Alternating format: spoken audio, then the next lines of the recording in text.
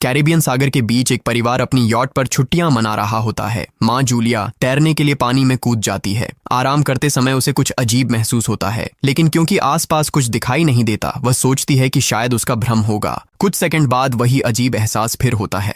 इस बार भी कुछ नजर नहीं आता, लेकिन अब वह घबरा जाती है और यॉट की तरफ तैरना शुरू करती है। तभी अचानक कोई उसकी टांग खींचने लगता है और वह मदद के लिए जोर जोर से चिल्लाने लगती है। उसकी बेटी कैसी हेडफोन लगाकर म्यूजिक सुन रही होती है, इसलिए उसे कुछ सुनाई नहीं देता। पति टॉम और बेटा बेन मछली पकड़ने में व्यस्त होते हैं। जूलिया पानी के ऊपर टिकने की कोशिश करती है, लेकिन मुंह में पानी जाने की वजह से चिल्लाना मुश्किल हो जाता है। थोड़ी देर बाद टॉम को एहसास होता है कि काफी देर से उसने जूलिया को नहीं देखा। वह यॉट पर उसे ढूंढता है और फिर अपनी पत्नी को खतरे में देख लेता है। वह बच्चों को बुलाता है, यॉट को उस तरफ ले जाता है और पानी में कूद जाता है। जल्दी से जूलिया तक पहुंचकर उसे संभालता है और यॉट की ओर तैरता है। बच्चे दोनों को ऊपर खींच लेते हैं। परिवार जूलिया को संभालता है, लेकिन जूलिया खुद को समझाती है कि शायद लहरों की वजह से ऐसा हुआ होगा।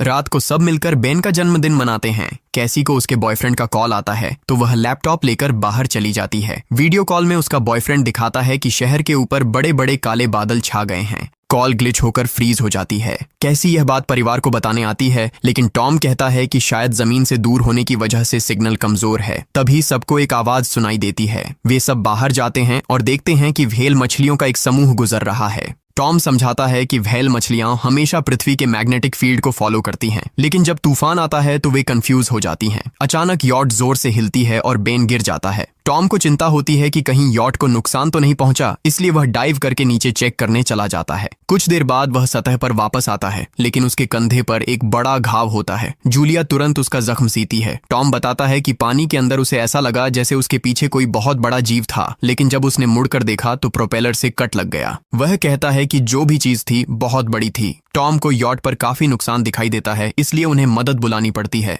जूलिया बार बार रेडियो पर कोशिश करती है। कैसी फोन पर सिग्नल ढूंढती है, लेकिन कुछ भी काम नहीं करता। तभी कैसी को एक अजीब सा जीव दिखाई देता है और वह चिल्ला उठती है, लेकिन वह तो बस बेन होता है जो मास्क पहनकर मजाक कर रहा होता है। कुछ देर बाद यॉट पूरी तरह बंद हो जाती है और समुद्र के बीच में फंस जाती है। जूलिया रेडियो में एक आवाज सुनती है, लेकिन आवाज इतनी खराब होती है कि उसे कुछ समझ नहीं आता। टॉम परिवार को बताता है कि उनके पास सिर्फ 4 दिन का खाना पानी बचा है और अब उन्हें किसी मछली पकड़ने वाली नाव का इंतजार करना होगा। अचानक रडार पर कुछ डिटेक्ट होता है और परिवार को एक अजीब सी आवाज सुनाई देती है। सब दौड़कर बाहर आते हैं और हैरानी से देखते हैं कि कई सारे उल्कापिंड जमीन पर गिर रहे हैं। जहां जहां उल्कापिंड गिरते हैं वहां बड़े धमाके होते हैं। एक उल्कापिंड पानी में उनके पास गिरता है तो टॉम तुरंत यॉट को चलाने की कोशिश करता है। इंजन मुश्किल से चलता है, लेकिन तभी एक और उल्कापिंड उस इलाके को हिट करता है। परिवार डर के मारे एक दूसरे को कसकर पकड़ लेता है। तभी